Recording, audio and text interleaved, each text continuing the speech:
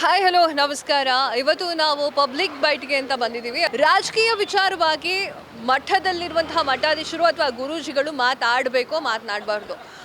D K ಶಿವಕುಮಾರೇ C M ಆಗಬೇಕು, ಸಿದ್ದರಾಮಯ್ಯ ಅವರೇ ಉಳಿಬೇಕು, ಇಲ್ಲ ಅಂತಂದರೆ ಹೋರಾಟಗಳು ನಡೆಯುತ್ತೆ, ಇಲ್ಲ ಅಂತಂದರೆ ಹಾಗಾಗುತ್ತೆ ಹೀಗಾಗುತ್ತೆ ಅಂತ ಮಠಾಧೀಶರು ಹಾಗೂ ಸ್ವಾಮೀಜಿಗಳು ಮಾತನಾಡಬಾರ್ದು. ಅದು ಸರಿಯೋ ತಪ್ಪೋ ಅನ್ನೋದನ್ನು ಜನಗಳು ಏನು ಹೇಳ್ತಾರೆ ಅಂತ ಕೇಳೋದಕ್ಕೆ ಇವತ್ತು ನಾವು ಎಲ್ಲಿದ್ದೀವಿ. ಸೊ ಯಾರ್ಯಾರು ಏನೇನು ಹೇಳ್ತಾರೆ, ಸ್ವಾಮೀಜಿಗಳು ಬರಬೇಕು ಅಂತ ಹೇಳ್ತಾರೋ ಅಥವಾ ಸ್ವಾಮೀಜಿಗಳು ಇದ್ರ ಬಗ್ಗೆ ಮಾತನಾಡಬೇಕು ಅಂತ ಹೇಳ್ತಾರೋ ಮಾತನಾಡಬಾರ್ದು ಅಂತ ಹೇಳ್ತಾರೋ ಅನ್ನೋದನ್ನು ನೋಡಿ ತಿಳ್ಕೊಳ್ಳೋಣ ಬನ್ನಿ. ಸರ್ ನಮಸ್ತೆ. ಸರ್ ನಮಸ್ಕಾರ. ನಿಮ್ಮ ಹೆಸರು? ಜಯರಾಮ. ಓಕೆ ಸರ್, ಜಯರಾಮ್ ಅವರೇ, ಈಗ ರಾಜಕೀಯ ಬೆಳವಣಿಗೆಗಳು ನೋಡ್ತಾ ಇರ್ತೀರಾ. ರಾಜಕೀಯ ವಿಚಾರವಾಗಿ ಸ್ವಾಮೀಜಿಗಳು ಮಾತನಾಡೋದು ಸರಿಯಾ ತಪ್ಪು? ಒಂದು ಪಕ್ಷದ ವಿಚಾರದಲ್ಲಿ ಇದು ಸ್ವಾಮೀಜಿಗಳು ಇಂಟರ್ಫರೆನ್ಸ್ ಏನು ಬೇಕಾಗಿಲ್ಲ. ಬಟ್ ಒಂದು ಆಡಳಿತ ಪಕ್ಷ ಏನಾದರೂ ಒಂದು ಸಾಮಾಜಿಕವಾಗಿ ಸರಿಯಾಗಿ ಕರ್ತವ್ಯ ನಿರ್ವಹಿಸಲಿಲ್ಲ ಅಂದರೆ ಆಗ ಸ್ವಾಮೀಜಿಗಳು ಮಾತಾಡೋದು ತಪ್ಪು ಅಂತ ಹೇಳೋಕ್ಕಾಗಲ್ಲ. ಆಮೇಲೆ ಈಗ ವಿರೋಧ ಪಕ್ಷದವರು ಈಗಿನ ರಾಜಕೀಯ ಸನ್ನಿವೇಶದಲ್ಲಿ ಆ ಪಕ್ಷದ ವಿಚಾರದಲ್ಲಿ ಸ್ವಾಮೀಜಿ ಹಸ್ತಕ್ಷೇಪ ಮಾಡೋದು ತಪ್ಪು ಅಂತ ಜನರೆಲ್ಲ ಹೇಳಿದ್ರು ಕೂಡ ಅವರು ಹಿಂದೆ ಈ ವಿರೋಧ ಪಕ್ಷಗಳು ಕೂಡ ಒಂದೊಂದ್ಸಲಿ ಸ್ವಾಮೀಜಿಗಳು ಇಂಟರ್ಫಿರೆನ್ಸ್ ಮಾಡಿಸ್ಕೊಂಡಿದ್ದಾರೆ. ಸೊ ಅದು ಕೂಡ ಅವಾಗ ಹಿಂದೆ ಮಾಡೋದು ಕೂಡ ತಪ್ಪು ಅಂತ ಹೇಳ್ತೀವಿ. ತಪ್ಪಿದ್ರೆ ಹಿಂದೆ ಮಾಡಿರೋದು ತಪ್ಪೆ. ಓಕೆ, ಈಗ ಏನಾಗ್ತು, ಮುಖ್ಯಮಂತ್ರಿ ಬದಲಾವಣೆ ಆಗ್ತಾರೋ ಇಲ್ವೋ ಅಂತ ಚರ್ಚೆಗಳು ಜಾಸ್ತಿ ಇತ್ತು, ಸಾಕಷ್ಟು ಇತ್ತು. ಆ ವಿಚಾರಕ್ಕೆ ಸಂಬಂಧಪಟ್ಟಂತೆ ಡಿ ಕೆ ಶಿವಕುಮಾರ್ ಅವರು ಮಾತಾಡಲಿಲ್ಲ, ಸಿದ್ದರಾಮಯ್ಯ ಅವರು ಮಾತಾಡಲಿಲ್ಲ. ಮಾತಾಡಿದ್ದೇನು, ಒಕ್ಕಲಿಗ ಸಮುದಾಯದ ಡಿ ಕೆ ಶಿವಕುಮಾರ್ ಅವರು ಮುಖ್ಯಮಂತ್ರಿ ಆಗಬೇಕು ಅಂತ ಸಾಕಷ್ಟು ಸ್ವಾಮೀಜಿಗಳು ಹೇಳ್ತಾರೆ. ಇಲ್ಲಿ ಸ್ವಾಮೀಜಿಯವರ ಪಾತ್ರ ಏನು? ಜನಗಳನ್ನು ಉದ್ಧಾರ ಮಾಡೋದು, ಸಮಾಜವನ್ನು ಉದ್ಧಾರ, ರಾಜಕೀಯ ಬೇಕಾ ಎನ್ನುವಂಥ ಪ್ರಶ್ನೆಗಳು ಕೂಡ ಸಾಕಷ್ಟು ಹಬ್ಬಿ. ರಾಜಕೀಯ ಏನು ಬೇಕಾಗಿಲ್ಲ. ಬಟ್ ಅವ್ರು ಏನು ಮಾಡಿದ್ದಾರೆ ಅಂದರೆ ಹಿಂದೆ ಪ್ರೊಸೀಡಿಂಗ್ಸ್ ಇರ್ತಲ್ಲ, ಹಳೇ ಇದರಲ್ಲಿ BJP ಮತ್ತು ಇದರಲ್ಲೆಲ್ಲ ಸ್ವಾಮೀಜಿಗಳ ಇಂಟರ್ಫಿರೆನ್ಸ್ ಮೊದಲಿತ್ತಲ್ಲ, ಆ ಇದ್ರ ಮೇಲೆ ಇನ್ಫ್ಲೂಯೆನ್ಸ್ ಆಗಿ ಅವ್ರು ಮಾತಾಡಿರ್ಬೋದು ಅಂತ ಅನಿಸುತ್ತೆ. ಸೊ ಅಗತ್ಯ ಇಲ್ಲ. ಬಟ್ ಈಗಿನ ವಿರೋಧ ಪಕ್ಷಕ್ಕೂ ಕೂಡ ಹಿಂದೆ ಅಗತ್ಯ ಇರಲಿಲ್ಲ, ಅವಾಗ ಯೂಸ್ ಮಾಡಿಬಿಟ್ಟಿದ್ದಾರೆ ಅವರು. Thank you sir, thank you so much. ರಾಜಕೀಯ ವಿಚಾರಗಳು ಅಥವಾ ಮುಖ್ಯಮಂತ್ರಿ ಬದಲಾವಣೆಗಳು ಯಾವುದೇ ವಿಚಾರ ಬಂದರೂ ಸ್ವಾಮೀಜಿಗಳು ಮಾತನಾಡೋದು, ಅದರಲ್ಲಿ ಇಂಟರ್ಫಿಯರ್ ಆಗೋದು ಸರಿನಾ ತಪ್ಪ? ಅಲ್ಲ, ಸ್ವಾಮೀಜಿಗಳು ಯಾವುದೇ ಸಮುದಾಯ ಸ್ವಾಮೀಜಿಗಳಾಗಲಿ ಇದರಲ್ಲಿ ಭಾಗವಹಿಸಬಾರ್ದು. ಏನಿದ್ರೂ ಅವರು ಸಲಹೆ ಕೊಡ್ಬೋದು ಅಷ್ಟೇ. ಅದು ಬಿಟ್ಬಿಟ್ಟು ಓಪನ್ನಾಗಿ ಪ್ರೆಸ್ಗಳ ಮುಂದೆ ಬರೋದು, ಹೇಳಿಕೆ ಕೊಡೋದು, ಇದೆಲ್ಲ ಶುದ್ಧ ಮೂರ್ಖತನ. ಇದು ಭಾಗವಹಿಸಬಾರ್ದು, ತಪ್ಪು. ಇದನ್ನು ನಾನು ಖಂಡಿಸ್ತೇನೆ. ಓಕೆ, ಈಗ D K Shivakumar versus Siddaramaiah ಅಂತ ನಡೀತಾ ಇತ್ತು ಇತ್ತೀಚೆಗೆ. ಡಿ ಕೆ ಶಿವಕುಮಾರ್ ಅವರು ಕೂಡ ಎಲ್ಲೂ ಕೂಡ ಬಾಯ್ಬಿಟ್ಟಿಲ್ಲ, ಸಿದ್ದರಾಮಯ್ಯ ಅವರು ಎಲ್ಲೂ ಕೂಡ ಬಾಯ್ಬಿಟ್ಟಿಲ್ಲ. ಆದರೆ ಕೆಲವೊಂದಿಷ್ಟು ಸ್ವಾಮೀಜಿಗಳು ಹೇಳ್ತಾ ಇದ್ರು ಡಿ ಕೆ ಶಿವಕುಮಾರೇ ಆಗಬೇಕು CM ಅಥವಾ ಸಿದ್ದರಾಮಯ್ಯ ಅವರು ಹಂಗೆ ಇರಬೇಕು ಅಂತ ಹೇಳ್ತಾ ಇದ್ರು. ಹೌದು, ಹೇಳ್ತಾ ಇದ್ರಲ್ಲ. ನೆನ್ನೆ ಬೆಳಗ್ಗೆ ಬ್ರೇಕ್ಫಾಸ್ಟಲ್ಲಿ ಇಬ್ಬರು CM ಮನೆಯಲ್ಲೇ ಬ್ರೇಕ್ಫಾಸ್ಟ್ ಮಾಡಿದ್ರು. ಇಬ್ಬರು ಒಟ್ಟಿಗೆ ಜಾಯಿಂಟಾಗಿ ಪ್ರೆಸ್ ಮೀಟ್ ಮಾಡಿದ್ರು, ಜಾಯಿಂಟಾಗಿ ಹೇಳಿಕೆ ಕೊಟ್ಟರು. ನಮ್ಮಿಬ್ಬರಲ್ಲಿ ಯಾವುದೇ ಭಿನ್ನಾಭಿಪ್ರಾಯ ಇಲ್ಲ. ನಾವೇನಿದ್ರು ಹೈಕಮಾಂಡನ್ನ ಅಂಡರ್ನಲ್ಲಿ ಕೆಲಸ ಮಾಡೋರು. ಅವ್ರು ಯಾವುದೇ ತೀರ್ಮಾನ ತಗೊಂಡ್ರು ನಾವು ಇಬ್ಬರು ಅದಕ್ಕೆ ಒಪ್ಪಕ್ಕೆ ರೆಡಿ ಅಂತ ಹೇಳಿದಾರಲ್ಲ.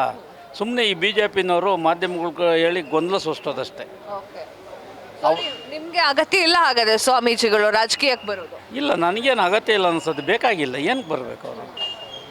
ಇವಾಗ ಜಾತಿ ಗಣತಿ ಬಗ್ಗೆ ಅಡ್ವೈಸ್ ಮಾಡಿದ್ರು ಓಕೆ, ಅದನ್ನು ನಾವು ಸಮರ್ಸ್ಕೊಳ್ತೀವಿ. ಆದರೆ ಇದಕ್ಕೆಲ್ಲ ಇಂಟರ್ಫಿಯರ್ ಆಗೋದು ನಾವು ಒಪ್ಪೋದಿಲ್ಲ. ಇದನ್ನು ಅಲ್ಲ, ನಮ್ಮ ಸಮಾಜದವರೇ ಮುಖ್ಯಮಂತ್ರಿ ಆಗಲಿ ಅನ್ನೋದು ಅಲ್ಲ. ನಮ್ಮ ಸಮಾಜ, ಎಲ್ಲ ಸಮಾಜದವರು ಸೇರಿ ನಮ್ಮ ಓಟ್ ಹಾಕಿರೋದು ಒಬ್ಬ ವ್ಯಕ್ತಿಗೆ. ಆದ್ದರಿಂದ ನಮ್ಮದೇ ಸಮಾಜ ಬೇಕು ಅನ್ನೋರು ಆಗಲ್ಲ. ಇವಾಗ ನಮ್ಮ ಸಮಾಜದವರೇ ಬೇಕು ಅಂತಂದರೆ ಇನ್ನೊಂದು ಸಮಾಜ ಎದ್ದೇಳ್ತಾರೆ. ಇವಾಗ ಕುರು ಸಮುದಾಯದವ್ರು ಮುಖ್ಯಮಂತ್ರಿ ಆದರೂ ನಮಗೆ ಕೊಡ್ರಿ ಅಂತ ವಾಲ್ಮೀಕಿ ಸಮುದಾಯದವ್ರು ಎದ್ದೇಳ್ತಾರೆ, SC ST ಸಮುದಾಯದವ್ರು ಎದ್ದೇಳ್ತಾರೆ. ಹಿಂಗೆಲ್ಲ ಹೇಳೋಕೋದು ಎಷ್ಟು ಜನ ಮುಖ್ಯಮಂತ್ರಿ ಕೊಡೋಕ್ಕಾಗುತ್ತಿಲ್ಲ? ಅದೆಲ್ಲ ತಪ್ಪು, ಹೇಳ್ಬಾರ್ದು ಅದು. ಈಗ ರಾಜಕೀಯದಲ್ಲಿ ಬೆಳವಣಿಗೆಗಳಾಗ್ತಾ ಇದೆ. ರಾಜಕೀಯ ಬೆಳವಣಿಗೆಗಳ ಬಗ್ಗೆ ಮಾತನಾಡೋದು ಅಥವಾ ರಾಜಕೀಯದ ಬಗ್ಗೆ ಇಂಟರ್ಫಿಯರ್ ಆಗಲಿಕ್ಕೆ ಸ್ವಾಮೀಜಿಗಳಿಗೆ ಹಕ್ಕಿದೆಯಾ, ಅಥವಾ ಅದು ಸ್ವಾಮೀಜಿಗಳೇನಾದರೂ ಇಂಟರ್ಫಿಯರ್ ಆದರೆ ಅದು ಸರಿನಾ ತಪ್ಪ? ನಮ್ಮ ಸ್ವಾಮೀಜಿಗಳ ಬಗ್ಗೆ ಈಗ ಮಾತಾಡೋದಲ್ಲ ನಾವು. ಯಾಕೆಂದರೆ ಯಡಿಯೂರಪ್ಪವ್ರಿಗೆ ಅಕ್ರಮ ಇದರಲ್ಲಿ ಬಂದಾಗ ಬೀದಿಗಿಳಿದು ಹೋರಾಟ ಮಾಡಿಬಿಟ್ರು ಸ್ವಾಮೀಜಿಗಳು. ಯಡಿಯೂರಪ್ಪನ ಇಳಿಸಿದಾಗ ನಿಮಗೆಲ್ಲ ಗೊತ್ತಿರಬೇಕು, ಅರ್ಧ ಮಾಡಿ. ಆಗಲೇ ಆ ಮಠಾಧೀಶರೆಲ್ಲ ಬಂದು ಬೀದಿಗಿಳಿದು ಧರಣಿನೇ ಕೂತ್ಕೊಬಿಟ್ರು. ಈಗ ಏನೋ ಸ್ವಾಮೀಜಿಗಳು ಸ್ಟೇಟ್ಮೆಂಟ್ ಕೊಡ್ತಾವ್ರೆ, ಹಾಗೆ ಧರಣಿನೇ ಮಾಡಿದ್ರಲ್ಲ, ಇದಕ್ಕೇನು ಹೇಳೋಣ? ಇದಕ್ಕೇನು ಉತ್ತರ ಕೊಡೋಣ ಹೇಳಿ? ನಿಮ್ಗೆ ಏನ್ ಅನ್ಸುತ್ತೆ, ಬೇಕಾ ಸ್ವಾಮೀಜಿ ಅವ್ರು ಇಂಟರ್ಫಿಯರ್ ಬೇಕಾ? ನೋಡಿ, ಸ್ವಾಮೀಜಿಗಳದ್ದು ಹಲವಾರು ಮೆಡಿಕಲ್ ಕಾಲೇಜು, ಇಂಜಿನಿಯರ್ ಕಾಲೇಜು, ಎಲ್ಲ ರೀತಿ ಕಾಲೇಜುಗಳು ಇರೋದ್ರಿಂದ, ಶಿಕ್ಷಣ ಸಂಸ್ಥೆಗಳು ನಡೆಸೋದ್ರಿಂದ ರಾಜಕೀಯ ಅವ್ರಿಗೆ ಬೇಕು. ಆಮೇಲೆ ಈ ರಾಜಕಾರಣಿಗಳನ್ನ ಅವ್ರು ರಕ್ಷಣೆ ಮಾಡೋದಕ್ಕೂ ಸ್ವಾಮೀಜಿಗಳು ಬೇಕು. ರಾಜಕೀಯದ ಹಣ ರಕ್ಷಣೆ ಮಾಡೋದಕ್ಕೋ, ಆಸ್ತಿ ರಕ್ಷಣೆ ಮಾಡೋಕ್ಕೋ, ಮತ್ತೊಂದಕ್ಕೋ, ಆಶೀರ್ವಾದಕ್ಕೋ, ಮಿನಿಸ್ಟರ್ ಆಗೋದಕ್ಕೋ, ಮತ್ತೊಂದಕ್ಕೋ ಬೇಕು. ರಾಜಕಾರಣ ಬಿಟ್ಟು ಸ್ವಾಮೀಜಿಗಳಿಲ್ಲ, ಸ್ವಾಮೀಜಿ ಬಿಟ್ಟು ರಾಜಕಾರಣ ಇಲ್ಲ. ಸ್ವಾಮೀಜಿ ರಾಜಕಾರಣ ಒಂದೇ ಮುಖದ ಎರಡು ನಾಣ್ಯ ಇದ್ದಂಗೆ. ಯಾವುದೇನು ತಪ್ಪು ಅಂತ ಹೇಳೋಕ್ಕಾಗಲ್ಲ, ಸರಿ ಅಂತೂ ಹೇಳೋಕ್ಕಾಗಲ್ಲ ಪರಿಸ್ಥಿತಿ. ಯಾಕೆಂದರೆ ವಿಭಿನ್ನವಾಗಿದೆ. ಆಗಿನ ಕಾಲದಲ್ಲಿ ಯಡಿಯೂರಪ್ಪನ ಪರ ಯಾಕೆ ಬಂದು ಸ್ವಾಮೀಜಿಗಳು? ನಿಲ್ಲಿಸಬಾರ್ದು ನಮ್ಮ ಸಮಾಜದವನು ಅಂತ. ಅವಾಗ ಯಾರು ಕೇಳಲೇ ಇಲ್ಲ ಸ್ವಾಮೀಜಿಗಳು ಬರಬಾರ್ದ ಅಂತ. ಈಗ ಬರೇ ಒಂದು ನಿರ್ಮಲಾನಂದ ಸ್ವಾಮೀಜಿ ಒಂದು ಸ್ಟೇಟ್ಮೆಂಟ್ಗೆ ಇಷ್ಟೆಲ್ಲರಾದಂಥ ಎದ್ದು ಹಾಡ್ತೀರಾ ಅಂದರೆ ಅವರೆಲ್ಲ ಈಗ ಅವರು ಮಾತಾಡೋರೆ, ಕಾಗೇನೆಲ್ಲ ಸ್ವಾಮಿಗಳು ಮಾತಾಡೋರೆ, ಇವರು ಮಾತು ನಡೀತಾ ಇರ್ತದೆ. ಆದರೆ ನಿಮ್ಮ ಜವಾಬ್ದಾರಿ ನೀವು ಇಟ್ಕೊಂಡು ಮಾಡಿ. ಸ್ವಾಮೀಜಿಗಳು ಹೇಳಿ ತಪ್ಪು ಅಂತ ನಾವು ಎಷ್ಟು ಹೇಳೋಷ್ಟು ದೊಡ್ಡವರಲ್ಲ, ಸರಿ ಅಂತ ಹೇಳೋಷ್ಟು ಮಟ್ಟಕ್ಕೂ ಹೋಗಲ್ಲ. ಮೊದಲು ಸ್ವಾಮೀಜಿಗಳು ರಾಜಕಾರಣ ಮಾತಾಡೋದು ನಿಲ್ಲಿಸ್ಬೇಕು, ರಾಜಕೀಯದವ್ರಿಂದ ದೂರ ಇರಬೇಕು. ಇರ್ತಾರಾ? ಇವರು ಹೋಗಬಾರ್ದು ಸ್ವಾಮೀಜಿಗಳು ಹತ್ರ. ಯಾಕೆ ಹೋಗ್ತಾರೆ? ಆಮೇಲೆ ಯಾವುದೇ ಒಂದು ಸ್ವಾಮೀಜಿ ಸಮಾಜದ ಪೈಗೆ ಮಾತಾಡಬಾರ್ದು, ಯಾವುದೋ ಒಂದು ಸಮಾಜಕ್ಕೆ ಸೀಮಿತ ಆಗಿರಬಾರ್ದು. ಅವರು ಈ ದೇಶದ, ಈ ರಾಜ್ಯದ ಆಸ್ತಿ. ಹಂಗಿದ್ದಾಗ ಮಾತ್ರ ಅದಕ್ಕೊಂದು ಗೌರವ ಬರೋದು. ಎಲ್ಲ ಯಾವ ಸ್ವಾಮೀಜಿಗಳಮ್ಮ ಈಗ ಎಲ್ಲ ಒಂದೊಂದು ಪಕ್ಷದಲ್ಲಿ ಗುರುತಿಸ್ಕೊಂಬಿಟ್ಟಿದ್ದಾರೆ. ನಾವೇನು ಸ್ವಾಮೀಜಿಗಳನ್ನ ವಿಭಿನ್ನವಾಗಿ ಏನು ನೋಡೋಂಥ ಪರಿಸ್ಥಿತಿ ಇಲ್ಲ ಅಲ್ವಾ? ಯಾವ ಸ್ವಾಮಿ ಇಂಡಿವಿಜುವಲ್ ಆಗಿದ್ದಾರೆ ಎಲ್ಲ ಪಕ್ಷಕ್ಕೆ, ಎಲ್ಲರೂ ಒಬ್ಬ ಅವ್ರವ್ರ ಸಮಾಜಕ್ಕೆ, ಅವ್ರವ್ರ ಇದಕ್ಕೆ, ಮತ್ತೊಂದು ಇನ್ನೊಂದು ಎಲ್ಲ ಲಾಭ ಮಾಡ್ಕೊಂಡು ಇರೋಂಥ ಸ್ವಾಮೀಜಿಗಳ ಬಿಟ್ಟರೆ ನಿಷ್ಠೆಯಿಂದ ಪ್ರಾಮಾಣಿಕವಾಗಿ ಬಡವ್ರ ಸೇವೆ ಎಷ್ಟು ಜನಕ್ಕೆ ಉಚಿತ ಶಿಕ್ಷಣ ಕೊಡ್ತಾವ್ರೆ, ಎಷ್ಟು ಜನಕ್ಕೆ ಏನು ಮಾಡ್ತಾವ್ರೆ? ಏನು ಮಾಡ್ತಾಯಿಲ್ಲ. ನಾವು ಏನೋ ಹಿರಿಕರು ಒಂದು ಶಿಕ್ಷಣ ಸಂಸ್ಥೆ ನಡೆಸ್ತಾರೆ ಅಂತ ಸ್ವಾಮೀಜಿಗಳಿಗೆ ಗೌರವ ಕೊಡ್ಕೊಂಡು ಹೋಗ್ಬೇಕು, ಅಷ್ಟು ಬಿಟ್ಟರೆ ಏನಿಲ್ಲ, ಎಲ್ಲ ಲಾಭಿ ಮಾಡ್ತಾವ್ರೆ. ಕೊನೆಯದಾಗಿ ಏನು ಹೇಳ್ತೀರಾ? ಏನು ಹೇಳೋಣ? ಈ ಬೇಕಾ ಬೇಡ, ಅವ್ರು ಮಾತಾಡ್ಬೇಕಾ, ಅವ್ರು ಇರಬೇಕಾ ಬೇಡವಾ? ನಾನು ಏನು ಹೇಳಿದೆ ಅರ್ಥ ಮಾಡಿ. ನೀವು ಇರಬೇಕು, ಸ್ವಾಮೀಜಿಗಳು ಇರಬೇಡ ಅಂದರೆ ಸುಮ್ಮನೆ ಆಗ್ಬಿಡ್ತಾರ? ರಾಜನ ಸ್ವಾಮೀಜಿಗಳ ಗದ್ಗೆ ಎಲ್ಲ ಬಿಟ್ಬಿಟ್ಟು ನಮ್ಮ ಥರ ಗದ್ಗೆ ಬಿಡಬೇಕು ಅಂತಲ್ಲ ಸರ್, ರಾಜಕೀಯದ ವಿಚಾರವಾಗಿ ಮಾತನಾಡಬೇಕಾ ಬೇಡ? ಏನೇ ಒಂದೇ ನಾನು ಎರಡು ಮುಖ ಅಂತ ಹೇಳಿದ್ನಲ್ಲ, ರಾಜಕೀಯವಾಗಿ ಮಾತಾಡ್ತಾರೆ. ಈಗ ಯಡಿಯೂರಪ್ಪನ ಬಗ್ಗೆ ಮಾತಾಡಿಲ್ವಾ? ಅವಾಗ ಯಾರು ಕೇಳಲೇ ಇಲ್ವಲ್ಲ. ಈಗ ಯಾಕೆ ಕೇಳ್ತೀರಾ? ಬಿಡಿ, ಅವ್ರವ್ರು ಮಾತಾಡ್ಕೊಂಡ್ರೆ ನಿಮ್ಮ ಕೆಲಸ ನೀವು ಮಾಡಿ. ಅದನ್ನ ಯಾಕೆ ದೊಡ್ಡ ಮಾಡ್ತೀರಾ? ಸ್ವಾಮೀಜಿಗಳ ಮಾತನ್ನ ಅಂದ್ರೆ ನಮ್ಮ ಅನಿಸಿಕೆ. ಸ್ವಾಮೀಜಿಗಳ ಮಾತು ನೀವು ತಗೊಂಡ್ಲೇಬೇಡಿ. ನಿಮ್ಮಷ್ಟು ನೀವು ನಿಮ್ಮ ಇದು ರಾಜಕಾರಣ ಮಾಡ್ಕೊಂಡೋಗಿ ನೀವು ಎಲ್ಲ ಈ ಸ್ವಾಮೀಜಿ ಅವ್ರ ಪರ ಹೇಳಿದ್ರೆ ಆ ಸ್ವಾಮೀಜಿ ಇನ್ನೊಬ್ಬರ ಪರ ಹೇಳ್ತಾರೆ, ಇನ್ನೊಬ್ಬ ಸ್ವಾಮೀಜಿ ಇನ್ನೊಬ್ಬರ ಪರ ಬರ್ತಾರೆ. ಇದಕ್ಕೆಲ್ಲ ಮೂಲ ಕಾರಣ ಯಾರು? ಆ ಸ್ವಾಮೀಜಿಗೆ ಬೀದಿಗೆ ಬಂದು ಹೋರಾಟ ಮಾಡಿದ್ದೆ ತಪ್ಪಲ್ವ ಅವಾಗ? ಅದನ್ನು ತಿಳ್ಕೊಂಡು ಇವರು ಹೇಳಿದ್ದಾರೆ. ಈಗ ಅವ್ರಿಗೆ ಮಾತ್ರ ಒಂದು, ನಮಗೆ ಮಾತ್ರ ಒಂದು ಅಂತ ಇವರು ಅನಿಸಿರ್ಬೋದು. ಮಂಜುನಾಥ್ ಅವರೇ, ಇತ್ತೀಚಿನ ಬೆಳವಣಿಗೆಗಳು ನೋಡ್ತಾ ಇರ್ತೀರಾ ರಾಜಕೀಯದ ಬಗ್ಗೆ. ಸ್ವಾಮೀಜಿಗಳು ಕೂಡ ಅದರ ಬಗ್ಗೆ ಮಾತನಾಡ್ತಾರೆ. ಸ್ವಾಮೀಜಿಗಳು ರಾಜಕೀಯದ ಬಗ್ಗೆ ಇಂಟರ್ಫಿಯರ್ ಆಗಬೇಕಾ, ಆಗಬಾರ್ದ? ಸರಿನಾ ತಪ್ಪ? ನನ್ನ ಅಭಿಪ್ರಾಯದಲ್ಲಿ ಆಗಬಾರ್ದು ಮೇಡಮ್, ಅದು ತಪ್ಪು. ಸ್ವಾಮೀಜಿ ಅಂದರೆ ಏನು ಅಂತ ಅವ್ರ ಬೇಸಿಕ್ ನಾಲೆಡ್ಜೇ ಐತೋ ಇಲ್ವೋ ಗೊತ್ತಿಲ್ಲ ನನಗೆ. ಸ್ವಾಮೀಜಿಗಳನ್ನು ಸರ್ವಸಂಘ ಪರಿತ್ಯಾಗಿಗಳು. ಅವರು ಅವ್ರ ಸಮಾಜದ ಬೆಳವಣಿಗೆಗೆ ಏನಾದರೂ ಮಾಡಲಿ, ಶಿಕ್ಷಣ ಸಂಸ್ಥೆಗಳು ನಡೆಸಲಿ, ಸಾಮಾಜಿಕ ಕಳಕಳಿ ತುಂಬುವಂಥ ಕೆಲಸಗಳು ಮಾಡಲಿ. ಅದನ್ನು ಬಿಟ್ಟು ರಾಜಕೀಯಕ್ಕೆ ಬರಬೇಕು ಅಂದರೆ ಅವರು ಸನ್ಯಾಸತ್ವ ತ್ಯಜಿಸಿ ರಾಜಕೀಯ ರಂಗಕ್ಕೆ ಬಂದ್ಬಿಡ್ಬೇಕು. ಕಾವ್ಯ ಹಾಕೊಂಡು ರಾಜಕೀಯ ಮಾಡೋದು ಬೇಡ ಅಂತ ನನ್ನ ಅಭಿಪ್ರಾಯ. ಆದರೆ ಸಾಕಷ್ಟು ಜನ ಹೇಳ್ತಾ ಇದ್ದಾರೆ, ಸನ್ಯಾಸತ್ವ ಸ್ವೀಕರಿಸಿದವರು ಅಥವಾ ಕಾವ್ಯ ಹಾಕೊಂಡವ್ರು ಬಂದರೆ ಸರಿಯಾದ ಮಾರ್ಗದರ್ಶನ ಸಿಗುತ್ತೆ ಅಂತ. ಮಾರ್ಗದರ್ಶನ ಮಟ್ಟಕ್ಕೆ ಬಂದವ್ರಿಗೆ ಮಾಡಲಿ ಮೇಡಮ್. ರಾಜಕೀಯ ರಂಗದಲ್ಲಿರೋರಿಗೆಲ್ಲ ತುಂಬ ದುರುಂಡ್ರಿದ್ದಾರೆ.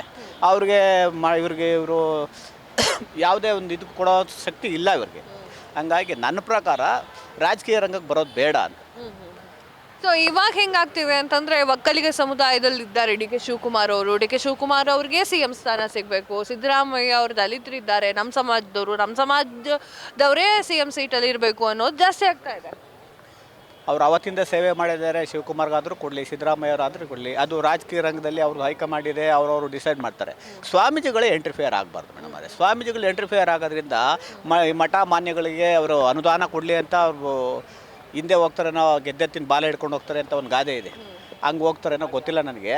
ಸ್ವಾಮೀಜಿಗಳು ನನ್ನ ಪ್ರಕಾರದಲ್ಲಿ ಸರ್ವಸಂಘ ಪರಿತ್ಯಾಗಿಗಳು. ಅವರು ಮಠ ಮಾನ್ಯ ನಡೆಸ್ಕೊಂಡು, ಶಿಕ್ಷಣ ಸಂಸ್ಥೆಗಳು ನಡೆಸ್ಕೊಂಡು ಅವ್ರ ಜಾಗದಲ್ಲಿ ಅವ್ರು ಇರಬೇಕು. ಅವ್ರ ಜಾಗಕ್ಕೆ ಇವ್ರು ಹೋದಾಗ ಇವ್ರು ಏನಾದರೂ ಸಜೆಷನ್ ಕೊಡಲಿ ಅವರಿಗೆ. ಅದನ್ನು ಬಿಟ್ಟು ರೋಡಲ್ಲಿ ಇಳಿತೀನಿ ನಾನು ನಿನ್ನೆ ಯಾರೋ ಮೊನ್ನೆ ಸ್ವಾಮೀಜಿಗಳು ಸ್ಟೇಟ್ಮೆಂಟ್ ಕೊಡ್ತಾಯಿದ್ರು, ನಾವು ಟಗರ ಹಾಕ್ತೀವಿ, ನಾವು ಅದಾಗ್ತೀವಿ ಇದಾಗ್ತೀವಿ ಅಂತ.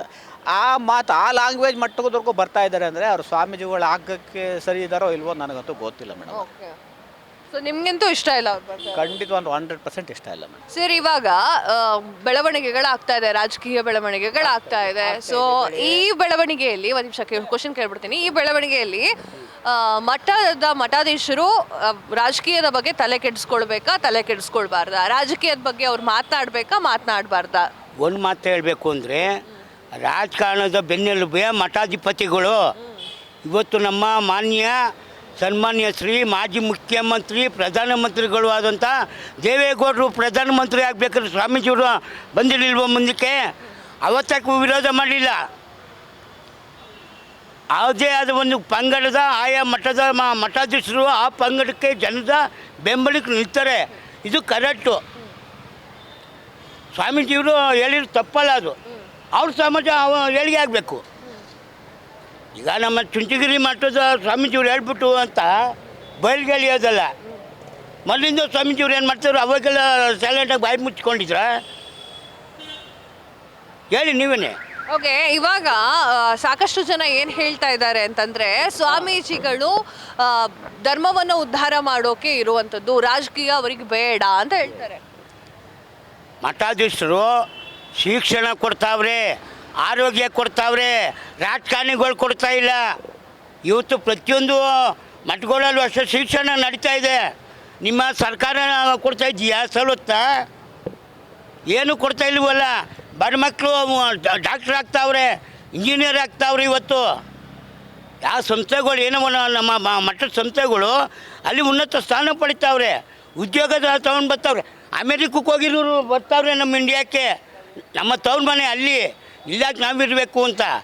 ಆ ಒಂದು ಸಂಸ್ಥಾನದಲ್ಲಿ ಇರುವಾಗ ಸ್ವಾಮೀಜಿಯವರು ಇನ್ವಾಲ್ವ್ ಆಗಬಾರ್ದು ಅಂತ ಯಾವುದೇ ಕಾರಣಕ್ಕೂ ಹೇಳ್ಬಾರ್ದು, ತಿರುಗಬಾರ್ದು. ಈಗ ಮುಖ್ಯಮಂತ್ರಿಗಳು ಡಿ.ಕೆ. ಶಿವಕುಮಾರ್ ಅವರಾಗಲಿ ಅಥವಾ ಸಿದ್ದರಾಮಯ್ಯ ಅವರೇ ಇರಲಿ ಅನ್ನುವಂಥ ವಿಚಾರದ ಬಗ್ಗೆ ಸಾಕಷ್ಟು ಮಠಾಧೀಶರು ಮಾತನಾಡಿದ್ದಾರೆ. ಸೊ ಅದಕ್ಕೇನು ಹೇಳ್ತೀರಿ? ಮೇಡಮ್ ಅವರೇ, ಪ್ರಮಾಣ ವಚನ ಸ್ವೀಕಾರ ಮಾಡಿದಾಗ 2.5 ಆಗೋಗಿತ್ತು. ಅದು 100% ಸತ್ಯ. 2.5 ವರ್ಷ ಸಿದ್ದರಾಮಯ್ಯ ಅವರು, 2.5 ವರ್ಷ ನಮ್ಮ ಬಂಡೆ DK ಅವರು ಆಗಬೇಕು ಅಂತ ಮಾತುಕತೆಯಾಗಿ ಪ್ರಮಾಣ ವಚನ ಆಯಿತು. ಅದಾದಮೇಲೆ ಅವ್ರೇನಾಗಬೇಕು, ಹೆಡ್ ಮಾಸ್ಟ್ರು ರಿಟೈರ್ಡ್ ಆದಮೇಲೆ ಇನ್ನೊಬ್ಬ ಮಾಸ್ಟ್ರಿಗೆ ಚಾನ್ಸ್ ಕೊಡಬೇಕು. DK ಶಿವಕುಮಾರ್ಗೆ ಅವಕಾಶ ಕೊಡಬೇಕು. ಅವರು ಮಾತಂತೆ ನಡಿಬೇಕು. ಅವರು ಮಾತು ಉಳಿಸ್ಕೊಂಡ್ರೆ ಪ್ರಜೆಗಳು ಮಾತು ನುಡ್ಸ್ಕೊಳ್ತಾರೆ. ಇವರೇ ಮಾತು ಕಳ್ಕೊಂಡ್ರೆ ಪ್ರಜೆಗಳು ಕೇರೆ ಮಾಡಲ್ಲ. ಚುನಾವಣೆ ಇದ್ದರೆ ನಡಿ ಮನೆಗೆ ಅಂತಾರೆ. ಹಂಗೆ ಆಗ್ತಾ ಇರೋದು ಈಗ. ಹಂಗಾದ್ರೆ ಈಗ ಮಠಾಧೀಶರೆಲ್ಲ ಮಾತಾಡೋದು ಸರಿ ಇದೆ. ಅವ್ರವ್ರ ಪಂಗಡದ ನಾಯಕರುಗಳು ಬೆಳಿಬೇಕು ಅಂತ ಅವ್ರು ಮಾತಾಡ್ತಾರೆ. ಅದರಲ್ಲೇನು ತಪ್ಪೇ ಇಲ್ಲ ಅದರಲ್ಲಿ. ಸರ್, ಇವಾಗ ರಾಜಕೀಯದಲ್ಲಿ ಬೆಳವಣಿಗೆಗಳಾಗ್ತಾ ಇದೆ, ಅದೆಲ್ಲರಿಗೂ ಕೂಡ ಗೊತ್ತೇ ಇದೆ. ಸೊ ಈ ವಿಚಾರದ ಬಗ್ಗೆ ಮಠಾಧೀಶರು ಅಥವಾ ಸ್ವಾಮೀಜಿಗಳು ಮಾತನಾಡೋದು ಸರಿನಾ ತಪ್ಪ? ಸರಿ ಇಲ್ಲ. ಯಾಕೆ? ಯಾಕೆಂದರೆ ಅವರು ಗುರುಗಳು ಮಠಾಧೀಶರು ಬಂದಂಥ ಭಕ್ತಾದಿಗಳಿಗೆ ಒಂದು ಸಂದೇಶ ಕೊಟ್ಕೊಂಡು ಹೋಗ್ಬೇಕೆ ವಿನಃ ರಾಜಕೀಯವಾಗಿ ಬರಬಾರ್ದು. ರಾಜಕೀಯವಾಗಿ ಮಾತಾಡೋಕ್ಕೆ ಅದಕ್ಕೆ ಜನರು ಶಾಸಕರನ್ನ ಇನ್ನೊಬ್ಬರನ್ನ ಮತ್ತೊಬ್ಬರನ್ನ ಆಯ್ಕೆ ಮಾಡಿರ್ತಾರೆ. ಆದರೆ ಈಗ ರಾಜ್ಯದಲ್ಲಿ DK ಶಿವಕುಮಾರ್ಗೆ ಒಂದು ಅವಕಾಶ ಮಾಡಿಕೊಡ್ಬೇಕು. ಓಕೆ, ಇವಾಗ ಪ್ರತಿಯೊಂದು ಸ್ವಾಮೀಜಿಗಳು ಹೇಳೋದೇನು ಅಂದರೆ ನಮ್ಮ ಸಮಾಜದವರು ಮುಖ್ಯಮಂತ್ರಿ ಆಗಬೇಕು. ಅಲ್ಲ, ಒಂದೇ ಸಮಾಜ ಓಟ್ ಹಾಕಲಿಲ್ಲ, ಎಲ್ಲ ಸಮಾಜನೂ ಓಟ್ ಹಾಕಿದೆ. ಹಾಗಾಗಿ ಇಲ್ಲಿ ಜಾತಿ ವಿಚಾರ ಬರಬಾರ್ದು. ನಿಮ್ಗೆ ಸರಿ ಅನ್ನಿಸ್ತಾ ಇಲ್ಲ? ಓಕೆ, ಇನ್ನು ತುಂಬ ವಿಚಾರ ಹೇಳಬೇಕು ಅಂತಂದರೆ, ಮೊದಲಿಂದಲೂ ಕೂಡ ಮಠಾಧೀಶರು ಬಂದಿದ್ದಾರೆ, ಮಠಾಧೀಶರು ಚುನಾವಣೆಯಲ್ಲಿ ಭಾಗಿಯಾಗ್ತಾ ಇದ್ದಾರೆ. ಯಾವುದೋ ಶಿಕ್ಷಣ ಕ್ಷೇತ್ರದಲ್ಲಿ ಅವ್ರು ಏನಾದರೂ ಒಂದು ಸಾಧನೆ ಮಾಡಬೇಕು, ಬೇರೆಯವರಿಗೆ ಶಿಕ್ಷಣ ಕೊಡಬೇಕು ಅಂತಂದ್ರೆ ರಾಜಕೀಯ ಬೇಕು. ಆ ಒಂದು ಕಾರಣಕ್ಕೆ ರಾಜಕೀಯಕ್ಕೆ ಬರಲೇಬೇಕು ಅಂತಾರೆ ಅವರು. ಅಲ್ಲ, ಆ ಥರ ಇದ್ದಾಗ ನಾವೇನು ಮಾಡೋಕ್ಕಾಗಲ್ಲ. ಆದ್ರೂ ಮಠಾಧೀಶರಾಗಲಿ ಇದಾಗಲಿ ಗುರುಗಳಾಗಲಿ ಯಾರೂ ಈ ರಾಜಕೀಯ ವಿಚಾರನ ಮಾತಾಡಬಾರ್ದು. Thank you sir, thank you so much. Sir ನಮಸ್ತೆ. ನಮಸ್ತೆ ಮೇಡಮ್. ನಿಮ್ಮ ಹೆಸರು? ಹನುಮಂತರಾಜು. ಓಕೆ ಸರ್, ಅವ್ರಿಗೆ ಕೇಳಿದ ಪ್ರಶ್ನೆನೇ, ಮಠಾಧೀಶರು ರಾಜಕಾರಣಕ್ಕೆ ಬರ್ಬೋದಾ ಅಥವಾ ರಾಜಕಾರಣದ ಬಗ್ಗೆ ಮಾತನಾಡ್ಬೋದಾ ಅಂತ? ಮೇಡಮ್, ಯಾವುದೇ ಕಾರಣಕ್ಕೂ ಮಠಾಧೀಶರು ರಾಜಕೀಯಕ್ಕೆ ಎಂಟ್ರಿಫೇರ್ ಆಗಬಾರ್ದು. ಯಾಕೆ ಆಗಬಾರ್ದು ಅಂತ, ಇದೇ ಹಿಂದೆ ಕುಮಾರಸ್ವಾಮಿ CM ಆದಾಗ ಅವ್ರನ್ನ ಕೆಳಗಡೆ ಇಳಿಸಿದಾಗ ಇದೇ ಯಾರೇ ಸ್ವಾಮೀಜಿಗಳು ಆಗಲಿ ಈ ಎಲ್ಲ ಸ್ವಾಮೀಜಿಗಳು ಯಾರೋ ಒಬ್ಬರು ಬಂದು ಕುಮಾರಸ್ವಾಮಿ ಬಗ್ಗೆ ಮಾತಾಡಲಿಲ್ಲ. ಅವರು ಒಬ್ಬರು ಗೌಡ್ರಾಗಿ, ಅದೇ ಗೌಡ್ರ ಸಮಾಜದವ್ರು ಇವತ್ತು ಡಿ ಕೆ ಶಿವಕುಮಾರ್ ಒಬ್ಬರು ಮುಖ್ಯಮಂತ್ರಿ ಆಗಬೇಕು ಅಂತ ಹೇಳ್ತಿದ್ದಾರೆ. ಅದೇ ಹೊತ್ತು ಇವರು ಎಚ್ ಡಿ ಕುಮಾರಸ್ವಾಮಿ ಅವರು ಕೆಳಗಡೆ ಇಳಿಸಿದಾಗ ಯಾವುದೇ ಸ್ವಾಮೀಜಿಗಳು ಮಠಾಧೀಶರು ಯಾರೂ ಬಂದಿಲ್ಲ. ಆಮೇಲೆ ಯಾವುದೇ ಶಾಸಕರು ಒಬ್ಬರೇ ಎಲ್ಲ ಕ್ಯಾಸ್ಟ್ ಅವರು ಓಟ್ ಹಾಕಿರ್ತಾರೆ. ಇಲ್ಲಿ ಸಿ ಎಮ್ ಆಗಬೇಕು ಅಂದರೆ ಎಲ್ಲ ಮಠದವರು ಮಾತಾಡಬಾರ್ದು. ಯಾಕೆಂದರೆ ಒಬ್ಬರೇ ಓಟ್ ಹಾಕಿರಲ್ಲ, ಎಲ್ಲ ಸಮಾಜದವರು ಓಟ್ ಹಾಕಿರ್ತಾರೆ. ಆ ಓಟ್ ಹಾಕಿದಂದಾಗ ಸ್ವಾಮೀಜಿಗಳು ಗುರುಗಳು ಅಂದರೆ ಅವರು ಈ ಶಿಕ್ಷಣ ಕ್ಷೇತ್ರ ಮತ್ತು ಆ ಕ್ಷೇತ್ರಗಳಲ್ಲಿ ಮಾತ್ರ ಅವ್ರು ಬ್ಯುಸಿ ಇರಬೇಕು. ಅವ್ರು ನೋಡೋದು ಈಗ ಎಲ್ಲ ಮಠದವರು ಅವ್ರಾಗಬೇಕು ಅದು ಫಸ್ಟು ತೆಗಿಬೇಕು ಮೇಡಮ್. ಮಠಾಧೀಶರು ಆ ಮಠದಲ್ಲಿ ಕಾವಿ ಎಲ್ಲ ಬಿಚ್ಚಿಕ್ಬಿಟ್ಟು ಬಂದು ರಾಜಕೀಯ ಮಾಡಿದ್ರೆ ಅದು ಕರೆಕ್ಟಾಗಿರುತ್ತೆ, ಇಲ್ಲಾಂದರೆ ಮಾಡಬಾರ್ದು ಅದು. ಓಕೆ, ಎಲ್ಲ ಒಂದು ಕಡೆ ಶಿಕ್ಷಣದಲ್ಲಿ ಅಥವಾ ಶಿಕ್ಷಣ ಕ್ಷೇತ್ರವನ್ನು ನೋಡ್ಕೊಳ್ಬೇಕು ಅಂದರೆ ರಾಜಕಾರಣಿಗಳು ಕೂಡ ಸಪೋರ್ಟಿಗೆ ಬೇಕು. ಆ ಒಂದು ಕಾರಣಕ್ಕೆ ಮಾತಾಡ್ತಾರೆ ನೋಡಿ ಮೇಡಮ್, ಶಿಕ್ಷಣ ಇಲಾಖೆಯಲ್ಲಿ ಈಗ ಎಲ್ಲ MLAಗಳು ಮಿನಿಸ್ಟ್ರುಗಳು ಎಷ್ಟು ಜನ ಇದ್ದಾರೆ, ಎಲ್ಲರದು ಒಂದೊಂದು ಕಾಲೇಜ್ಗಳಿದೆ. ಯಾರೇ ಬಡ ಮಕ್ಕಳಿಗೆ ಆಗಲಿ ಫ್ರೀ ಸೀಟ್ ಕೊಡೋದಾಗಲಿ, ಆ ಮಠಾಧೀಶರು ಹೇಳ್ತಾರೆ ಅಂದ್ಬಿಟ್ಟು ಒಂದು ಫ್ರೀ ಸೀಟ್ ಯಾರೂ ಕೊಡೋಲ್ಲ. ಅವ್ರು ಅದಕ್ಕೆ ಅಮೌಂಟ್ ಏನಿದೆ ಅದು ಅಮೌಂಟ್ ಕಟ್ಟಿಸ್ಕೊಂಡೆ ನಾವು ಸಮಾಜನ ಬೆಳೆಸಬೇಕು ಅಂತ ಮಾಡ್ತಿದ್ದಾರೆ. ಯಾರೇ ಒಬ್ಬ ಬಡ ವಿದ್ಯಾರ್ಥಿಗಳಿಗೆ ಒಂದು ಡಾಕ್ಟರ್ ಸೀಟ್ ಆಗಲಿ ಇಂಜಿನಿಯರ್ ಸೀಟಾಗಿ ಫ್ರೀಯಾಗಿ ಇವತ್ತಿನವರೆಗೂ ಕೊಟ್ಟಿಲ್ಲ. Okay, thank you sir, thank you so much. Sir, ನಿಮ್ಮ ಹೆಸರು ಸರ್? ಗಂಗರೇವಣ್ಣ ಅಂತ ಮೇಡಮ್. ಓಕೆ, ರಾಜಕಾರಣದ ಬಗ್ಗೆ ಮಾತನಾಡಲಿಕ್ಕೆ ಹಕ್ಕಿದೆಯೋ ಇಲ್ವೋ ಮಠಾಧೀಶರಿಗೆ? ಖಂಡಿತ ಇಲ್ಲ. ಯಾಕೆ? ಯಾಕೆಂದರೆ ಅವರು ಮಠಾಧೀಶರು ಅಂತಂದರೆ ಧಾರ್ಮಿಕದ್ರ ಬಗ್ಗೆ ಚಿಂತನೆ ಮಾಡಿ ದೇಶಕ್ಕೆ ಶಾಂತಿ ಒಂದು ನೆಲೆಸೋವಂಥ ಕಾರ್ಯಕ್ರಮ ಮಾಡುವಂಥದ್ದೇ ಮಠಾಧೀಶರ ಕಾರ್ಯಕ್ರಮ.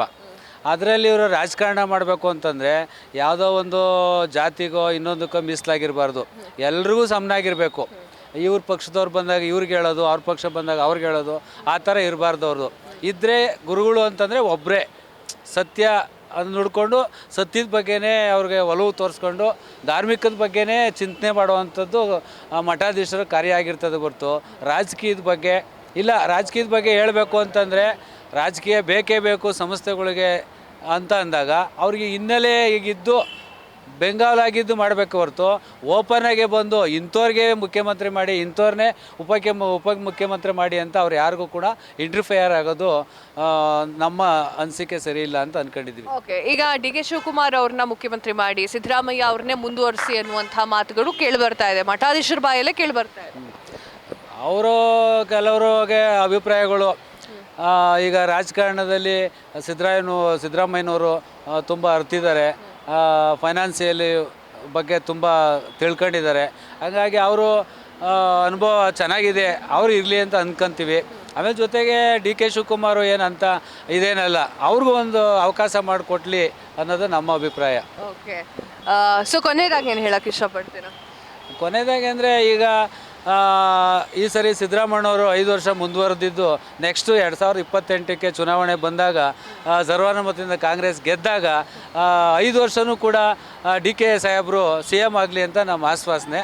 ಮತ್ತು ನಾನು ಮಾಗಡಿ ಮುನ್ಸಿಪಲ್ ಎಕ್ಸ್ ಪ್ರೆಸಿಡೆಂಟು. ಹಂಗಾಗಿರೋದ್ರಿಂದ ಎಲ್ಲರೂ ಪಕ್ಷದಲ್ಲಿ ಎಲ್ಲರೂ ಬೇಕು, ಡಿ ಕೆ ಸಾಹೇಬರು ಅಂತರೂ ಬೇಕು, ಸಿದ್ದರಾಮಯ್ಯ ಅಂತರೂ ಬೇಕು, ಎಲ್ಲರೂ ಇದ್ದು ರಾಜ್ಯನ ನಡೆಸ್ಕೊಂಡು ಹೋಗ್ಬೇಕು ಅನ್ನೋದೇ ಒಂದು ನಮ್ಮ ಸಾರ್ವಜನಿಕವಾಗಿ ಒಂದು ಅಭಿಪ್ರಾಯ. ಸೊ ಇವಾಗ ರಾಜಕೀಯ ಬೆಳವಣಿಗೆಗಳ ಬಗ್ಗೆ ಗೊತ್ತಿದೆ. ಸೊ ಇದರಲ್ಲಿ ರಾಜಕೀಯ ಬೆಳವಣಿಗೆಗಳ ಬಗ್ಗೆ ಅಥವಾ ರಾಜಕೀಯದ ಬಗ್ಗೆ ಸ್ವಾಮೀಜಿಗಳು ಮಠಾಧೀಶರು ಮಾತನಾಡೋದು ಸರಿನಾ ತಪ್ಪಾ? ಮೇಡಮ್, ಎಲ್ಲ ಪಕ್ಷದವರು ಕೂಡ ಇವನ್ BJP ಅವರು ಕೂಡ ಅವರು ಲಿಂಗಾಯತರು ಮಠದವರು ಮಾತಾಡಿದ್ದಾರೆ, ಎಲ್ಲ ಸಮುದಾಯದವರು ಕೂಡ ಅವರವ್ರ ಬಾಂಧವರಿಗೆ ಮಾತಾಡಿದ್ದಾರೆ. ಇದರಲ್ಲಿ ಯಾವ ಸ್ವಾಮೀಜಿ ಎಂತ ಮಾತಾಡಿದ್ದಾರೆ ಅದು ತಪ್ಪಾಗೋ ಸಾಧ್ಯ ಇರಲ್ಲ. ಅವರವ್ರ ಮಠದ ಅಧಿಕಾರಿಗಳು ಏನೇನು ಮಾತಾಡಿರ್ತಾರೆ ಅದೇ ಥರನೇ ನಮ್ಮ ನಿರ್ಮಲಾನಂದ ಸ್ವಾಮಿಯವರು ಮಾತಾಡಿದ್ದಾರೆ, ಎಲ್ಲ ಸ್ವಾಮೀಜಿನೂ ಮಾತಾಡಿದ್ದಾರೆ. ಸೊ ಇವಾಗ ರಾಜಕೀಯದ ಬಗ್ಗೆ ಮಾತನಾಡೋದು ಸ್ವಾಮೀಜಿಗಳ ಹಕ್ಕು ಅಂತ ಕೆಲವೊಂದಿಷ್ಟು ಜನ ಹೇಳ್ತಾರೆ. ಹೌದು ಮೇಡಮ್, ಈಗ ಅವ್ರವ್ರ ಸಮುದಾಯದ ಪ್ರತಿನಿಧಿಗಳಾಗಿ ಮಾತಾಡ್ತಾರೆ, ತಪ್ಪೇನು ಅಂತಲ್ಲ. ಈಗ ಸಮುದಾಯದಲ್ಲಿ ಅವರ ಜಾತಿ ಏನೇ ಇರಲಿ ಆ ಸಮುದಾಯದವರು ಕೂಡ ಮಾತಾಡಿದ್ದಾರೆ, CM ಪರವೂ ಮಾತಾಡಿದ್ದಾರೆ, ಮತ್ತು ಯಡಿಯೂರಪ್ಪರ ಪರವಾಗೂ ಮಾತಾಡಿದ್ದಾರೆ, ಲಿಂಗಾಯತರ ಸ್ವಾಮೀಜಿಗಳು ಎಲ್ಲ ಮಾತಾಡಿದ್ದಾರೆ. ಇದರಲ್ಲಿ ಯಾವ ತಪ್ಪು ಬರುತ್ತೆ? ಆಲ್ಮೋಸ್ಟ್ ಅಲ್ಲಿ ಸ್ವಾಮೀಜಿಗಳೆಲ್ಲ ಒಂದೇ ಕರೆಕ್ಟಾಗಿ ಮಾತಾಡಿದ್ದಾರೆ. ಈಗ ರಾಜಕೀಯದ ಬೆಳವಣಿಗೆ ಅಂತ ಹೇಳಿದ್ರೆ ಪಕ್ಷದಲ್ಲಿ ಹೈಕಮಾಂಡ್ ಏನು ತೀರ್ಮಾನ ಮಾಡುತ್ತೆ ಅದು ಮಾಡ್ತಾರೆ. ಆದರೆ ಇಲ್ಲಿ ಕೆಲವು MLAಗಳು ಅವರ ಲ್ಯಾಬಿಗೋಸ್ಕರ ಹಿಂದೆ ಮುಂದೆ ಸುತ್ತಿ ಇದು ಮಾಡ್ತಾ ಇದ್ದಾರೆ. ಈಗ ನಾನೊಂದು ವಿಷಯ ತಮ್ಮಲ್ಲಿ ಮಾತಾಡೋದಂದರೆ, ಈಗ ಪಕ್ಷಕ್ಕೋಸ್ಕರ 40 ವರ್ಷದಿಂದ ದುಡಿದಂಥ ಇದ್ದಾರೆ, ಅವ್ರಿಗೊಂದು ಸಾರಿ ಅವಕಾಶ ಕೊಡ್ಬೇಕು. ಇವರಿಗೆ ವಿರೋಧ ಪಕ್ಷದ ನಾಯಕರು ಮಾಡಿದ್ದಾರೆ, 2 ಸರಿ ಮಾಡಿದ್ದಾರೆ. ಇವ್ರಿಗೆ JDS ಇಂದ ಬಂದವ್ರಿಗೆ ಕಾಂಗ್ರೆಸ್ನಲ್ಲಿ ಮಂತ್ರಿ ಮಾಡಿದ್ದಾರೆ. ಆ ದೃಷ್ಟಿಯಿಂದ ಅವರು ಒಂದು ಸ್ವಯೋಜಿತವಾಗಿ ಬಿಟ್ಕೊಡೋದು ಧರ್ಮ. ಇವಾಗ ರಾಜಕೀಯದ ಬೆಳವಣಿಗೆಗಳ ಬಗ್ಗೆ ನಿಮಗೆ ಗೊತ್ತಿರುತ್ತೆ. ಸಾಮಾನ್ಯವಾಗಿ ಗುರೂಜಿಗಳು ಅಥವಾ ಸ್ವಾಮೀಜಿಗಳು ಡಿ ಕೆ ಶಿವಕುಮಾರ್ ಅವರು CM ಆಗಬೇಕು, ಸಿದ್ದರಾಮಯ್ಯ ಅವರು ಇರಬೇಕು ಅನ್ನುವಂಥ ವಿಚಾರಗಳನ್ನು ಮಾತನಾಡ್ತಾರೆ. ಇದು ಸರಿನಾ ತಪ್ಪು? ತಪ್ಪು. ಇದು ಯಾಕೆ? ಸ್ವಾಮಿಗಳು ಧರ್ಮ ಪ್ರಚಾರವನ್ನು ಮಾಡಬೇಕು, ಎಲ್ಲ ಜಾತಿಯವರನ್ನ ಸಮಾನವಾಗಿ ನೋಡಬೇಕು, ಮಠಮಾನ್ಯದಲ್ಲಿ ವಿದ್ಯೆಯನ್ನು ಬೋಧಿಸಬೇಕು, ಧರ್ಮವನ್ನು ಬೆಳೆಸಬೇಕೇ ಹೊರತು ರಾಜಕೀಯಕ್ಕೆ ಬಂದು ಇವರೇ ಮುಖ್ಯಮಂತ್ರಿ ಆಗಲಿ, ಇವರೇ ಮುಂದಿನ ಮುಖ್ಯಮಂತ್ರಿ ಕಂಟಿನ್ಯೂ ಆಗಲಿ ಅಂತ ಹೇಳೋದು ನಿಜವಾಗಿಯೂ ಇದು ತಪ್ಪೇ ಇದು ಅಲ್ವಾ. ಇಂತಹ ಬೆಳವಣಿಗೆಗಳು ನಮ್ಮ ರಾಜ್ಯಕ್ಕೆ ಮಾರಕವಾಗಿ ಕೆಲಸವನ್ನು ಮಾಡ್ತವೆ. ಯಾವುದೇ ತರಹದ ಪೂರಕವಾದಂತಹ ಕೆಲಸಗಳನ್ನು ಮಾಡೋದು ತುಂಬಾ ಕಷ್ಟ ಆಗ್ತದೆ. ರಾಜಕೀಯ ಪ್ರೇರಿತವಾಗಿ ಸ್ವಾಮಿಗಳು ಹೀಗೆಲ್ಲ ಹೇಳಿದ್ರೆ ಮತ್ತು ರಾಜಕೀಯದಿಂದ ದುಡ್ಡು ತೊಗೊಂಡು ಏನಾದರೂ ವ್ಯವಹಾರ ಮಾಡ್ತಾಯಿದ್ದಾರೆ, ಕೆಲಸ ಮಾಡ್ತಾಯಿದ್ದಾರೆ ಅಂತ ಅರ್ಥ ಆಗ್ತದೆ. ಹಾಗಾಗಿ ದಯವಿಟ್ಟು ಇಂತಹ ಅವಕಾಶಗಳಿಗೆ ಸ್ವಾಮಿಗಳು ಯಾರೂ ಹೋಗಬಾರ್ದು. ಧರ್ಮ ಪ್ರಚಾರ ಏನಿದೆ, ವಿದ್ಯಾರ್ಜನೆ ಏನಿದೆ, ಮತ್ತು ಪೂಜೆ ಪುನಸ್ಕಾರಗಳು, ಹೋಮ ಹವನಗಳು ಇತ್ಯಾದಿಗಳನ್ನೆಲ್ಲ ಮಾಡ್ಕೊಂಡು ಇರಬೇಕೇ ಹೊರತು ಅವರು ಇಂತಹ ರಾಜಕೀಯ ಬೆಳವಣಿಗೆಗಳನ್ನು ಅವರು ಯಾವತ್ತೂ ಒಳಗಡೆಗೆ ಸೇರ್ಪಡೆ ಆಗಬಾರದು ಅಂತ ನನ್ನ ಅಭಿಪ್ರಾಯ. ನಿಮ್ಮ ಅಭಿಪ್ರಾಯ? ಓಕೆ, ಈಗ ಮಠಾಧೀಶರಾಗಿರ್ಬೋದು ಅಥವಾ ಮಠ ಆಗಿರ್ಬೋದು ಯಾವುದೋ ಶಿಕ್ಷಣ ಸಂಸ್ಥೆಯನ್ನು ನಡೆಸ್ತಾ ಇರುತ್ತೆ.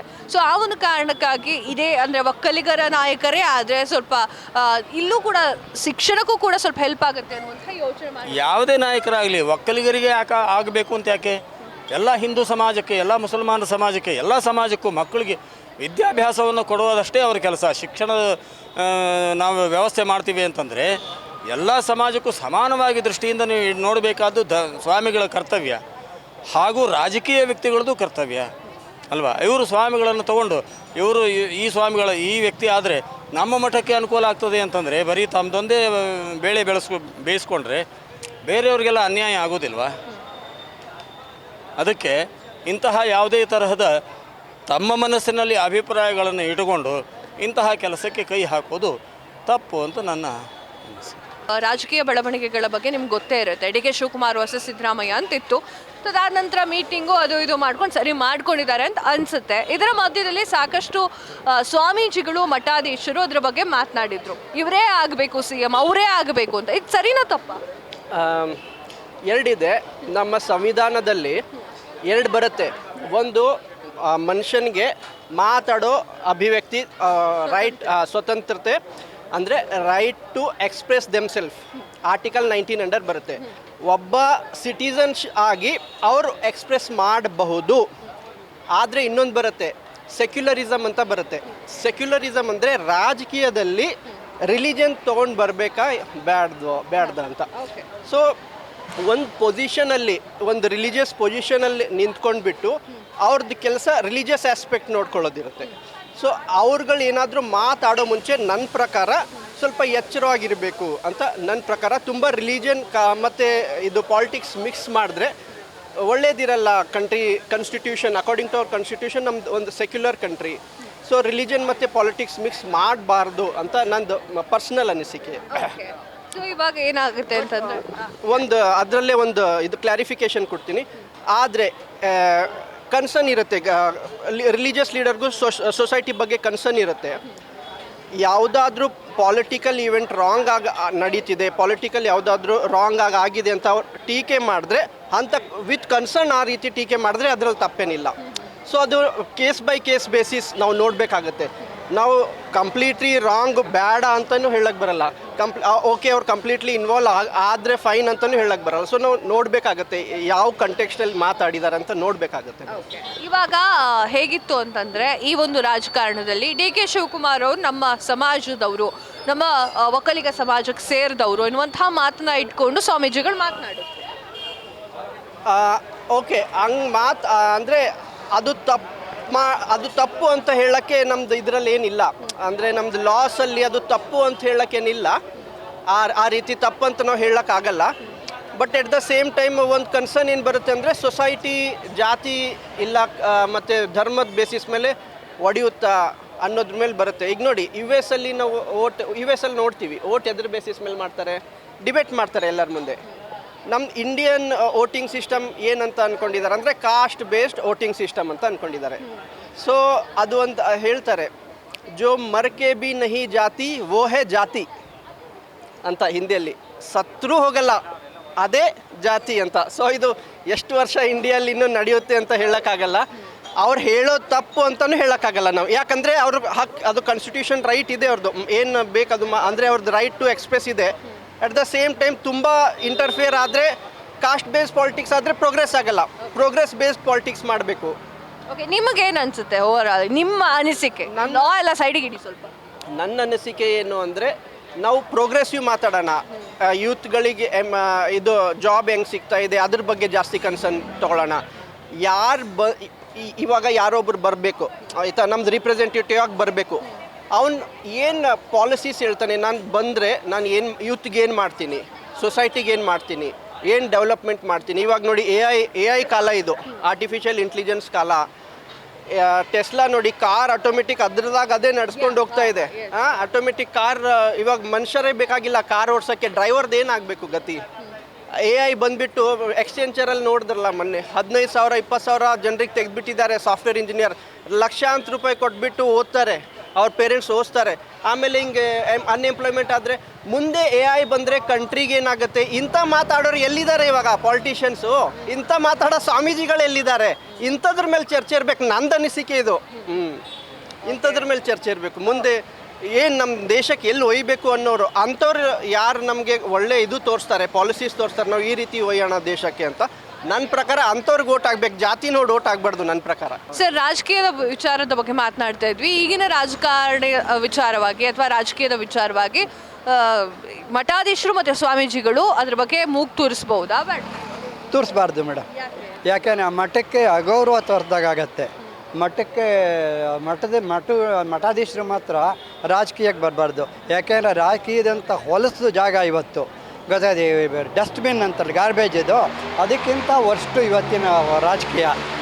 ಆದ್ದರಿಂದ ಮಠಾಧೀಶರು ಆ ಜಾಗಕ್ಕೆ ಬಂದರೆ ಅವ್ರಿಗೆ ಅವಮಾನ, ಮಠಾಧೀಶರಿಗೆ ಅವಮಾನ ಆಗುತ್ತೆ. ಅದರಿಂದ ತೊಂದರೆ. ಎಲ್ಲ ಒಂದು ಕಡೆ ಈಗ ಡಿ ಕೆ ಶಿವಕುಮಾರ್ ಅವರು CM ಆಗಬೇಕು ಅಥವಾ ಸಿದ್ದರಾಮಯ್ಯ ಅವರು ಹಾಗೆ ಉಳಿಬೇಕು ಅಂತ ಮಠಾಧೀಶರು ಹೇಳ್ತಾ ಇದ್ದಾರೆ. ಇಲ್ಲ, ತಪ್ಪು ಮೇಡಮ್. ಅದೇನಿದ್ರು ಅವರಿಬ್ಬರು ಡಿಸೈಡ್ ಮಾಡಬೇಕೇ ಹೊರ್ತು ಅದನ್ನು ಮಠಾಧೀಶರು ಆ ವಿಷಯದಲ್ಲಿ ಎಂಟ್ರ್ ಆಗೋದು ಶುದ್ಧ ತಪ್ಪು. ಹೌದು, ಈವನ್ ಪಬ್ಲಿಕ್ ಕೂಡ should not enter in that field. ಯಾಕೆಂದರೆ ಅದೇನಿದ್ರು ಇನ್ ಬಿಟ್ವೀನ್ ಟು ಅವ್ರೇನು ಅಗ್ರಿಮೆಂಟ್ ಏನಿದೆಯೋ ಆ ಅಗ್ರಿಮೆಂಟ್ ಪ್ರಕಾರ ಅವರು ದೇ ಶುಡ್ ಡಿಸೈಡ್, ಅದ್ರ ಪ್ರಕಾರ ಮಾಡಬೇಕು. ಸೊ ಈಗ ಕೆಲವೊಂದಿಷ್ಟು ಜನ ಹೇಳ್ತಾರೆ ಮಠಾಧೀಶರು ಎಂಟ್ರಿ ಕೊಡಬೇಕು. ಯಾಕೆ ಅಂತಂದರೆ ಶಿಕ್ಷಣಗಳನ್ನು ಕಲಿಸ್ತಾ ಇರುವಂಥದ್ದು ಅಥವಾ ಅವರ ಒಂದಿಷ್ಟು ಶಾಲೆಗಳಿರುವಂಥದ್ದು ಮಠದಲ್ಲೇ. ಅದಕ್ಕೆ ಅನುದಾನ ಬರಬೇಕು ಅಂತಂದ್ರೆ ರಾಜಕೀಯದಿಂದನೇ ಬರಬೇಕು. ಅದು ರಾಜಕೀಯದವರು ಅದನ್ನು ಡಿಫ್ರೆನ್ಶಿಯೇಟ್ ಮಾಡಬಾರ್ದು.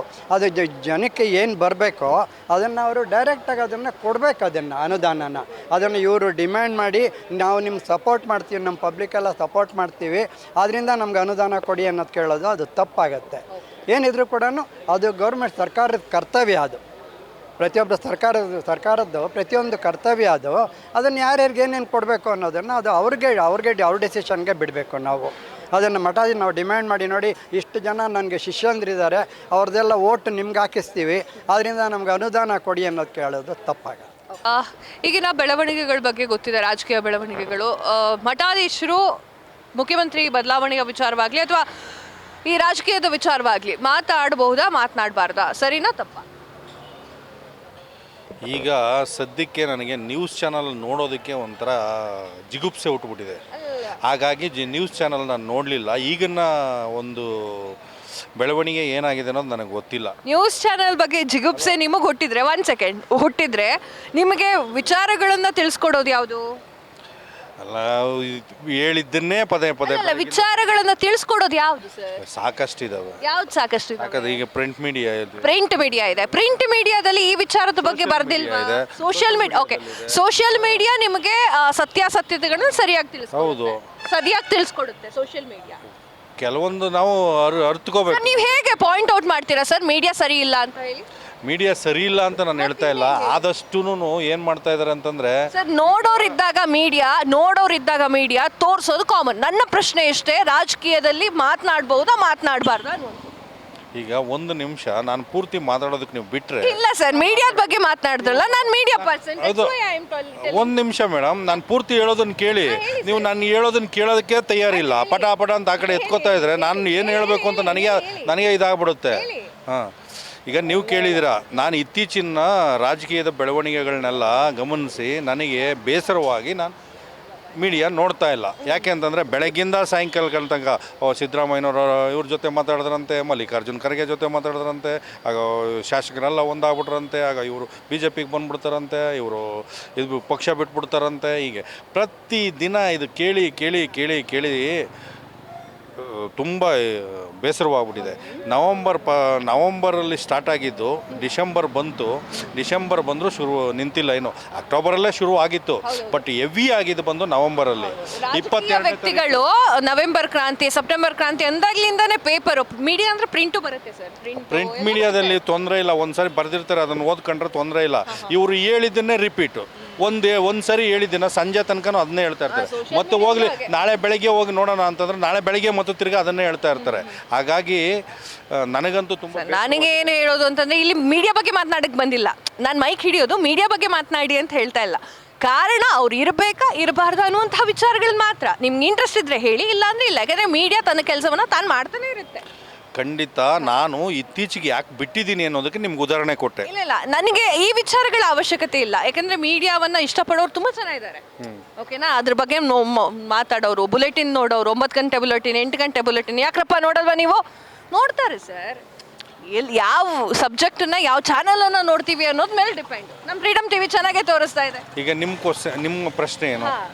ರಾಜಕೀಯದ ಬಗ್ಗೆ ಯೋಗಿಗಳು ಅಥವಾ ಸ್ವಾಮೀಜಿಗಳು ಮಾತನಾಡುವಂಥದ್ದು ಸರಿನಾ ತಪ್ಪ? ಅವರು ಒಂದು ಜಾತಿ ಪರವಾಗಿ, ಒಬ್ಬ ನಾಯಕನ ಪರವಾಗಿ ಮಾತಾಡೋದು ತಪ್ಪು ಅಂತ ನನ್ನ ಅನಿಸಿಕೆ. ಅವರು ನ್ಯಾಯಯುತವಾಗಿ ಮಾತಾಡಲಿ, ಪ್ರಜೆಗಳ ಬಗ್ಗೆ ಮಾತಾಡಲಿ, ಅವ್ರಿಗೆ ಹಕ್ಕಿದೆ.